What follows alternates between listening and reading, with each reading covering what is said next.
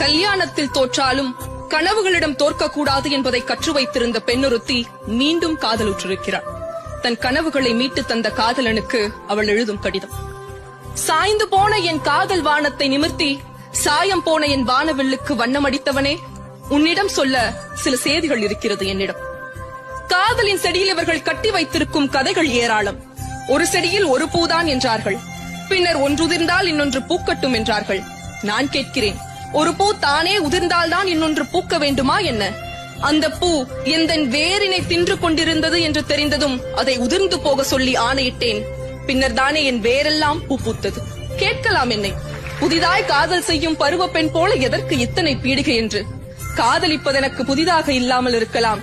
இந்த காதலில் தானே நான் புதியவளாக இருக்கிறேன்.